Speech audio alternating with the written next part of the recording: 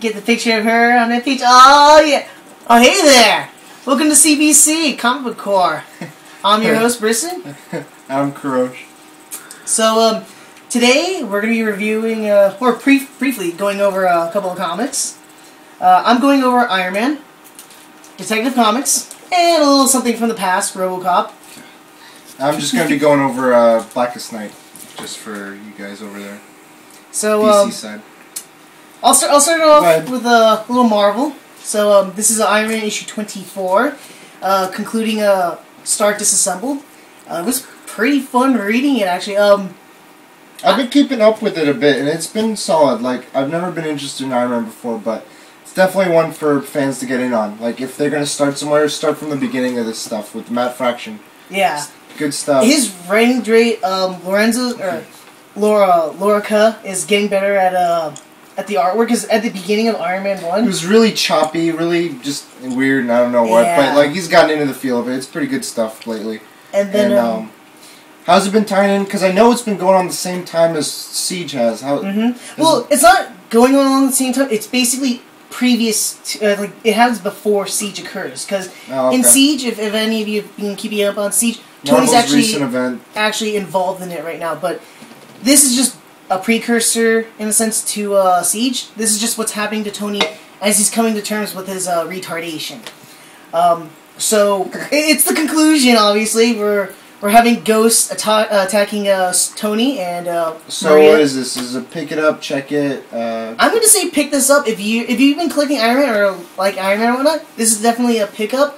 My only naysay about this is that the ending kind of gives you the really. Well, they got one more issue in this run, so in the this story. This one just concluded right now, and Yeah? it's going to pick up with the new one with Tony's going to be getting his new armor and such, and cool. coming to terms with certain things. That's as much as I'll say about that. So it's a definite pickup. All right, cool.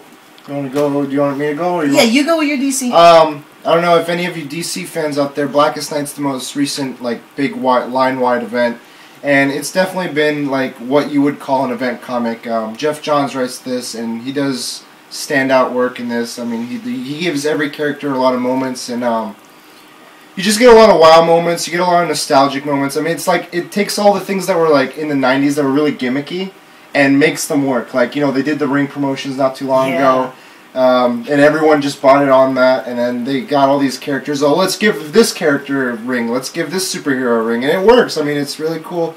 Kind of like trying to get the fanfic kind of vibe in there, but in a workable manner and everything.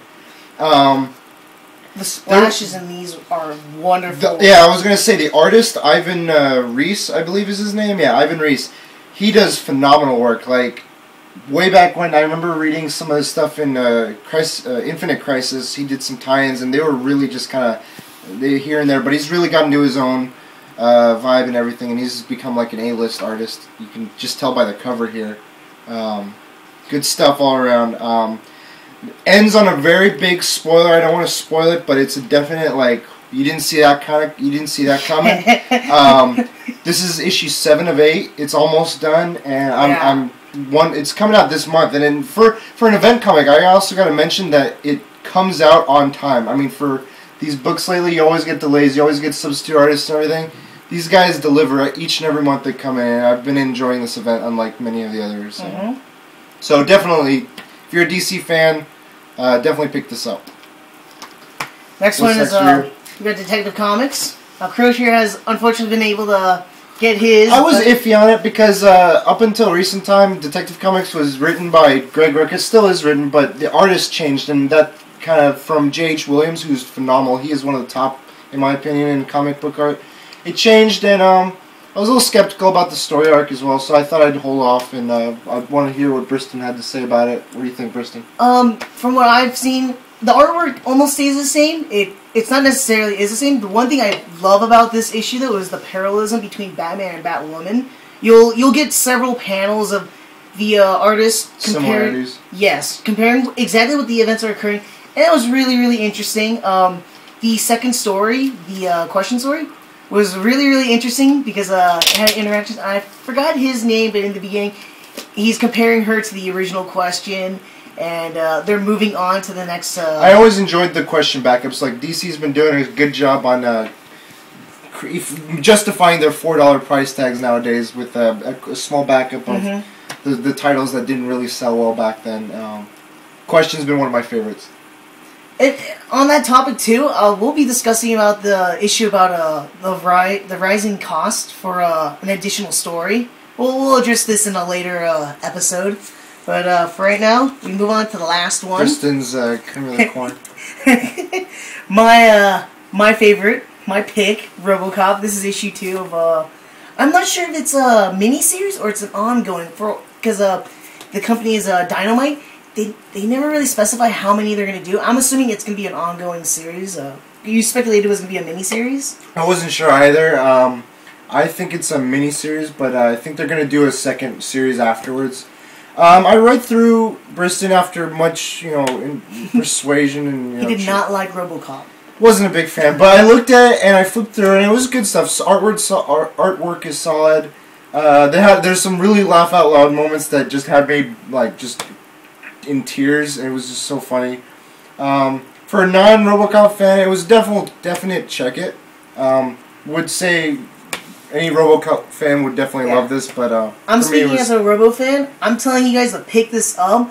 The writers stayed really true to the very first movie. It's basically the sequel in a sense. It ignored the second and ongoing, sequels and spin-offs of RoboCop. And it stood straight up with the political satire and the dark humor that 80s vibe. Yeah, it really does have that vibe. 80s vibe into it, the sci-fi-ness, and I can't believe how many Edge 09s there are in these 2 issues alone. I didn't get that joke either. Don't worry. But if anything, it's just that one comedy panel. There is one page where it's just I couldn't stop laughing. It was pretty good stuff. If you're big on 80s kind of action movies and comics, this is definitely stays true to that. Definitely check it. You say pick it up. I'm going to say pick it up if you're a fan. Fans. This is a great... I'm going to say it's almost indie. Almost, no, not really. Yeah, indie. Yeah. I'm going to say at least at that far. I'm going to put it as an indie, though. But I'd say pick it up. So this pretty much concludes this episode. Wraps it up for us today. Thanks for listening in, and hopefully, if you have any questions, send us our email and or on our YouTube channel. And see you guys soon again. Take care. Laters.